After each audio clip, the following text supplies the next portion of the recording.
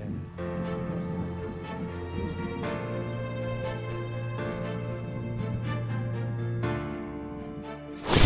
20대 후반에 신문사에 들어갔는데 벌써 60대 중반이 되었습니다. 저희한테는 이제 몇 가지 꿈이 있어요. 그 꿈 얘기를 해도 되나요? 제주 4.3은 다시는 일어나서는 안 될 그런 참혹한 역사지만 그걸 극복해낸 제주도민의 역사는 정말로 자랑스러운 역사다. 그런 제주도의 자랑스러운 역사, 그 제주도의 힘, 제주도의 에너지를 얻고 갈 수 있는 공간으로 만들고 싶어요.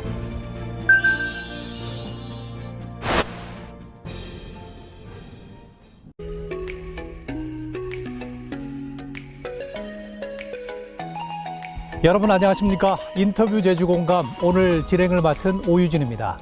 4.3 이분을 빼놓고 얘기할 수가 없지요. 4.3 진상보고서 작성과 4.3 특별법 제정 그리고 그 이후에 개정에까지 많은 노력과 힘을 쓰고 계신 분입니다. 제주 4.3 평화재단의 김종민 이사장 모셨습니다. 안녕하십니까? 안녕하세요. 네. 취임 이제 100일을 맞으셨습니다. 네. 많이 바쁘시죠? 바쁘단 건 다 핑계입니다. 네. 다 하면 됩니다. 시청자분들과 인사 나누시겠습니까? 네, 안녕하세요. 저는 지난 3월 11일자로 평화재단 이사장에 취임한 김종민이라고 합니다. 그동안 제가 대수로는 9대 이사장이거든요. 조례로 인해서 도조례 제정으로 인해서 첫 상근 이사장으로 취임을 했습니다. 그만큼 약간 어깨가 무겁긴 하지만 열심히 할 생각입니다. 4.3과 관련해서는 여러 단체들이 활동하고 있는데 4.3 평화재단 어떤 역할을 하고 있는 단체입니까? 소개해 주시죠. 평화재단은 이제 4.3 특별법 규정에 따라서 거기에 평화재단을 둘 수가 있고 거기서 국고나 지방비를 지원을 받을 수가 있는 것이죠. 그래서 그러한 예산을 갖고 이 평화공원 관리는 물론이고 끊임없는 진상조사, 가령 유족복지사업, 그 다음에 4.3을 좀 전국화, 세계화시키기 위해서 어떠한 일들을 해야 될지 그런 일들을 추진하는 곳입니다. 네, 지난해 이사장 선출 방식을 도지사 임명제로 바꾸면서 많은 논란이 있었습니다. 아무래도 도지사가 임명을 하게 되면 정치색을 띌 수밖에 없다 이런 우려인데요. 찬성과 반대로 4.3 단체들까지 극심한 갈등을 빚었습니다. 왜 이 문제 직접 해결해 나셨습니까?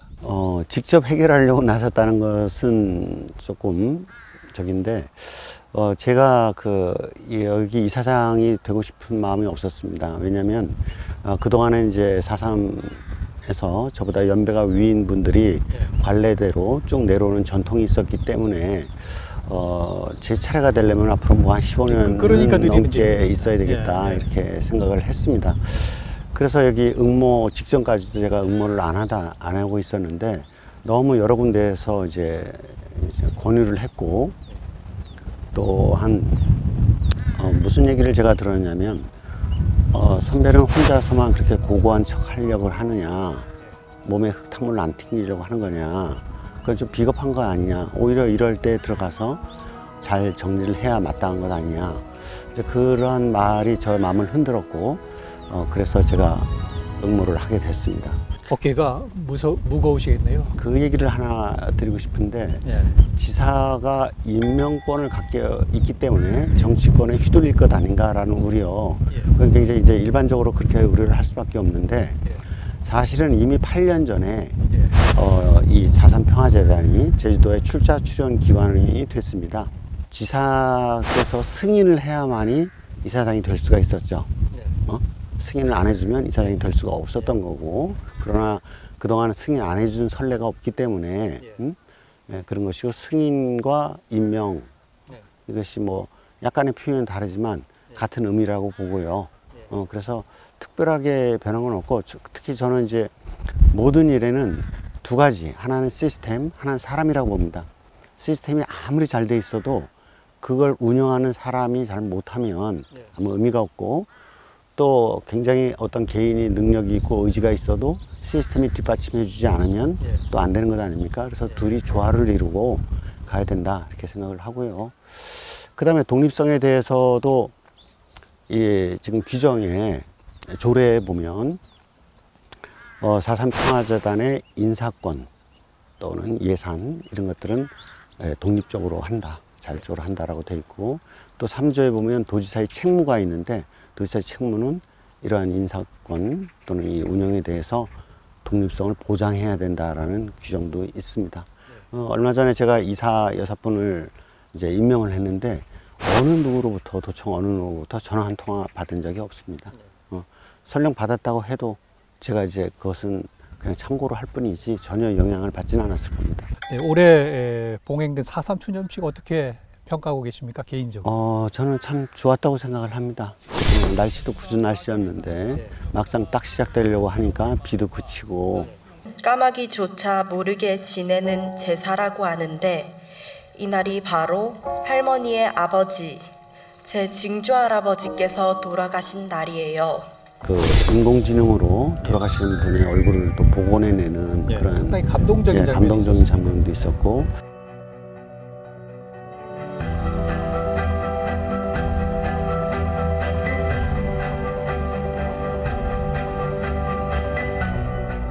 이 아버지 담수가 자 아버지 당신 얼굴 담수가 또 우리 제주가 나온 배우 고두심 배우님께서 또 나레이션 해주시고, 또 인순이 씨의 또 아버지라는 노래도 참 좋았고, 전반적으로 저는 아주 잘 치러진 추모제라고 생각을 합니다.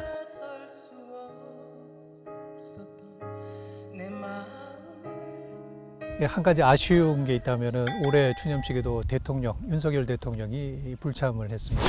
그리고 제주도민 여러분, 오늘 우리는 아름답고 평화로운 섬 제주에서 국가 추념일로서 위상을 제대로 잡아가려면 어떤 노력들이 더 필요할까요? 대통령이라는 직책이 바쁘기 때문에 뭐 시간이 마침 시간이 될 때는 오실 수도 있고 또 안 오실 수도 있고 그런 건데, 저희는 뭐 대통령께서 오시든 안 오시든 뭐 늘상 하던 대로 제대로 이제 경건한 마음으로 추념식을 진행하면 되니까 저는 뭐 문제 없다고 생각합니다. 4.3은 정부의 진상조사가 이미 이루어졌습니다. 그런데 북한의 지령에 의해서 일으켜진 국가 전복 시도다 하는 주장들이 여전히 나오고 있습니다. 4.3 사건의 장본인인 김일성 정권에 몸담궜던 사람으로서 도민 여러분들께 많은 잘못을 했습니다. 사과를 드립니다. 와서 쇼하겠다고 하는 거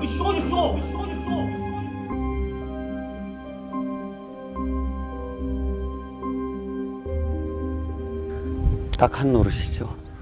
그것은 이미 1990년대에 저희들이 이제 제가 취재를 하고 북한의 지령은커녕 남로당 중앙당의 지령도 없었다. 그것을 제가 소위 남로당 지하 총책이라고 하는 분을 일본에 가서 한 번은 전화 인터뷰를 하고 또 한 번은 직접 만나서 남로당 중앙당의 지령조차도 없었다. 그러니까 남로당의 중앙 총책이라는 분이 그런 얘기를 했거든요. 그리고 어떤 학자도 북한의 지령이 있었다든가 남로당 중앙당의 지령 하에 이게 벌어졌다든가 그렇게 말하는 학자는 아무도 없습니다. 그러니까 아무런 근거도 없이 그런 이야기를 하는 건데, 그것은 바로 이제 이 4.3의 그 엄청난 희생을 합리화하기 위해서 그것이 그러기 위해서는 여기다 좀 색깔을 더 씌우자, 빨강색을 더 씌우자, 그러한 의도에서 비롯된 것이기 때문에 좀 안타깝게 생각을 합니다. 네, 정부의 진상보고서는 4.3에 대해서 남로당 무장봉기를 군경이 강경 진압하는 과정에 수많은 비무장 민간인들이, 주민들이 희생된 사건이다 이렇게 정의를 내리고 있는데도 불구하고요, 왜 자꾸 초점이 양민 피해에 대해서는 좀 멀어지고 있는지 이런 거에 대해서 좀 안타까움이 느껴집니다. 그 엄청난 학살극, 어마어마한 인구의 10분의 1이라는 이 어마어마한 학살극을 합리화시키는 유일한 방법은 이제 우리가 냉전의 시대를 살아왔지 않습니까? 그리고 이제 극단적인 반공 이데올로기 속에서 살아왔기 때문에 저들은 공산주의자였었다, 저들은 빨갱이였었다, 이렇게 규정해야만이 자기들의 그 불법적이고 잔혹한 학살극을 합리화시킬 수 있는 유일한 방법이다. 그러니까 자꾸 4.3은 북한 지령으로 발생한 것이다, 이렇게 얘기가 되는 것이죠. 그래서 그들의 의도는 뻔한 겁니다. 학살극을 합리화시키는 방법. 극우단체와 또 일부 정치인들의 막말 때문에 유족들은 물론이고 제주도민들도 이제 상처를 받고 있는데 처벌 근거를 만들려는 입법 노력들이 진행 중입니다. 네. 그런데 헌법에 보장한 이제 표현의 자유와 이제 충돌하고 있는데 그렇죠. 어떤 길을 찾는 게 바람직할까요? 저는 표현의 자유가 이제 헌법이 보장하고 있는 기본권인데요. 아무 표현을 해라고 하는 건 아닙니다. 그 원래 취지는 그것이 이제 그 어떤 사람의 사상이나 또는 학문적 연구나 뭐 그런 것을 억압하기 위해서, 정권 유지를 하기 위해서, 또는 언론의 재갈을 물리기 위해서, 그걸 막기 위해서 한 표현의 자유지, 남을 갖다 이렇게 상처를 주고 아무 말이나 하라고. 가령 예를 들어 볼게요.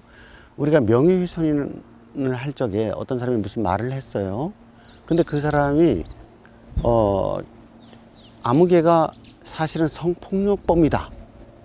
사실이 아닌데도 불구하고 그럼 그 명예훼손은 걸려요. 그 표현의 자유에 들어가지 않습니다.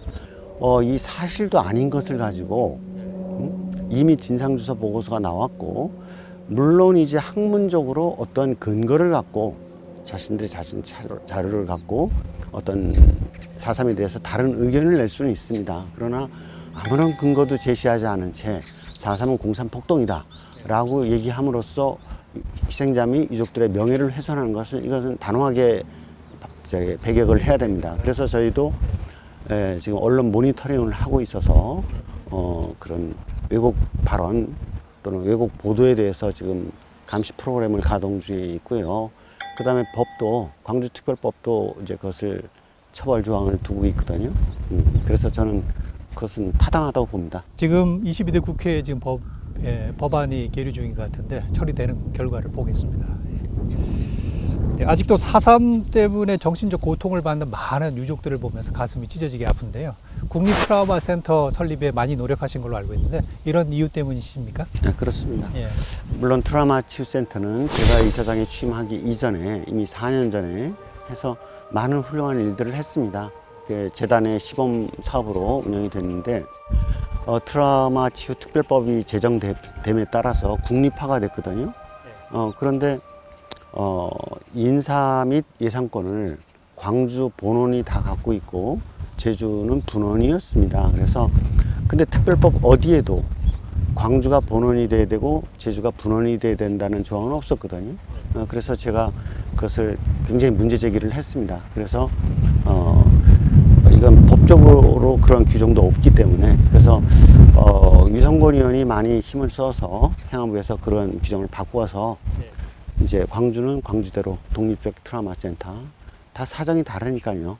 트라우마의 그 내용도 다르고, 제주는 제주 트라우마, 그래서 인사권과 이제 예산권을 각각 독립하게 했고요. 그 다음에 김한규 의원께서 지금 대표 발의해서 법안이 제출 중인데, 국립화가 됐다면 예산도 늘고 인력도 늘어서 그동안 뭔가 하고 싶어도 예산과 인력의 부족으로 못했던 것들을 해야 되는데, 지금 시범 운영할 때랑 똑같은 인력과 똑같은 예산이었어요. 그래서 그것을 위해서 법 개정을 지금 추진하고 있습니다. 2003년에 이제 확정된 정부 4.3 진상 보고서 작성에 참여하지 않으셨습니까? 그때만 해도 지금과 분위기가 많이 달랐는데 하시면서 어려운 점 같은 건 없었습니까? 어려운 점이라고 하는 것은 이제 자료를 찾는 게 어려웠죠. 자료를 찾아서 제가 처음에는 국가기록원이 있는 이제 서울 사무실에는 일주일에 한 번만 가고, 국가기록원이 있는 대전에 원룸을 빌어서 거기서 살면서 몇 달 동안 국가기록원에 자료를 발굴하고 했었습니다. 그래서 그때 자료집도 만들고 보고서를 썼는데, 그거는 그 시점에서의 보고서죠. 최선을 다했습니다만은 그건 그때의 것이지 어떤 것도 완벽이라는 건 없습니다. 새로운 자료도 계속 찾아내고 그러면서 끊임없는 추가 진상조사를 해야 된다. 저는 그렇게 생각을 합니다. 네. 추가 진상조사 말씀하셨는데 어떤 부분이 미진하다고 생각하십니까? 초점을 어디에 맞추고 계십니까? 추가 진상조사가 이제 처음에 이야기됐던 것은 4.3 진상조사 보고서는 하나의 총론적인 얘기거든요. 그러니까 이제 유족분들 중에는 아니 우리 동네도 굉장히 많은 피해를 받고 우리 아버지도 돌아가셨는데 이 보고서에 우리 아버지 이름도 안 나오고 우리 동네 이름도 안 나온다. 이게 무슨 보고서냐. 네, 이렇게 빠진 말씀하시는 부분들이 그렇죠. 있다. 예. 그래서 그런 강론으로 이제 들어가서 각 마을별로 아주 디테일하게 그 시행 사례를 전부 조사를 하고, 그 다음에 또 미국의 역할 같은 거 그런 것도 하고요. 그 다음에 제1제주인들이 또 이제 그때 일본으로 피신하셨던 분들이 얼마나 어렵게 살고, 또 그런 과정 속에서도 거기서 또 돈을 아껴서 절약해서 고향에 또 발전을 위해서 또 애수시험 쓰신 분들 사연들, 또 군경 내지는 또 무장대 이 조직에 대해서도 또는 활동에 대해서도 우리가 충분하지 못했다. 아까 말씀드렸다시피 완벽이라는 건 없기 때문에 그것을 끊임없이 찾아가는 지금 열심히 하고 있습니다. 90년대 현역 기자 시절에 4.3을 말한다를 기획 취재하셨습니다. 네, 한국 저널리즘의 새로운 역사를 쓰셨다는 평가를 받으시는데 이때 얘기 좀 해주시죠. 예. 그때 제가 이제 뭐 힘들었던 부분이 초토화 작전 시기를 다루는 것이었습니다. 4.3 사건은 아시다시피 1947년 3월 1일 미군정 시절이죠. 미군이 직접 한반도를 점령해서 직접 통치하던 3년 동안의 그 시기에 3.1절 발포 사건이 벌어져서 주민이 6명 희생되고 4월 3일 무장 봉기가 벌어지고 1954년 9월 21일 한라산 통행 금지령이 해제될 때까지, 이때가 7년 7개월입니다. 근데 대부분 희생된 것이 대한민국 정부가 48년 8월 15일 수립되고 그 해에 11월 달부터 약 4개월 동안에 집중적으로 벌어집니다. 그때 중산간에 있는 모든 마을들을 깡그리 불을 지르고 남녀노소 가리지 않고 무차별 학살하는 거예요. 그래서 그때는 처음에는 이걸 어떻게 하지 하다가 고민하다가 제가 그때 7,500명이라는 숫자를 구술 체력을 하고 그 부분을 썼죠. 4개월 동안. 7,500명까지 인터뷰를 할 필요가 있었습니까? 네. 왜 그러냐면 7년 7개월 중에서 4개월은 굉장히 짧은 기간 아닙니까? 그래서 샘플링을 하려고 했어요. 처음에는 우리가 잘 알려져 있는 북촌리 사건, 뭐 어디 사건, 뭐 노영 숫자로는 노영리가 제일 많이 희생됐거든요. 그래서 한 7개 마을 유형별로 해서 그 4개월을 살짝 넘어가려고 했었어요. 근데 그때 무슨 생각이 들었냐면 지금 이때 이분들에게 구술 체력을 하고 그것을 신문에 알려서 신문에서 그것이 맞다 틀리다 검증을 받고 그래서 그걸 사료화시키고 그러지 않는다면 나중에는 이것이 다 그냥 풍문으로만 남게 될 것이다. 우리가 이재순환, 1901년 이재순환이 그랬듯이 그때 그랬다더라. 많은 사람이 죽었다더라. 그건 아니죠. 그래서 그래서 그걸 사료화시키기 위해서 제가 이제 많은 분들을 취재를 했고요. 그래서 모든 마을을 취재하자. 그래서 한 마을도 빠뜨리지 하지 않고 모든 마을을 취재해서 신문에 연재를 했고요. 그래서 거기서 조금 굉장히 진을 뺐고요. 또 한 가지 그렇게 많은 사람을 한 이유가 할머니들이 막 울면서 막 얘기를 하는데 끝나고 나면 이거 아직 우리 아들한테도 아들 딸한테도 얘기를 안 내용이다. 또 어떤 분 중에는 근데 우리 아들도 기자야. KBS 아무개 기자야. 뭐 한라일보 아무개 기자. 제가 다 아는 기자들인데 그 아들들한테도 얘기 못했다는 거예요. 기자인 아들들한테도. 응? 근데 이분이 끝나고 나서 무슨 얘기를 하면 내 얘기 들어줘서 고맙다. 그동안 이야기를 털어놓고 하니까 좀 이게 풀린다.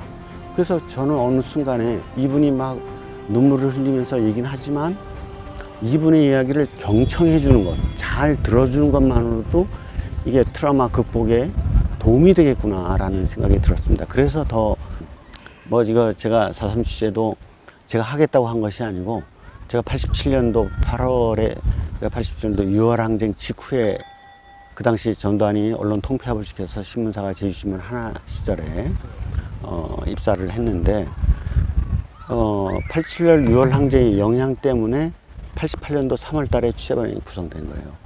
그러니까 6월 항쟁이 없었더라면 신문사에서도 4.3을 말 못하던 시절이었다는 얘기죠.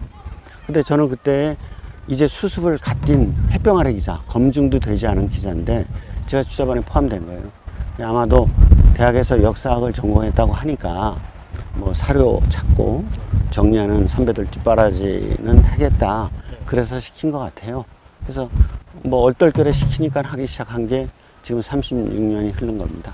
앞으로 이것까지는 꼭 해결해 보고 싶다 하는 게 있으신지요? 뭐 세계화나 뭐 전국화 같은 과제들도 있고 단순하게 생각하면 그런데 어떤 그래서 게 있습니까? 저한테 제가 이제 면접할 때도 그런 얘기를 했는데요.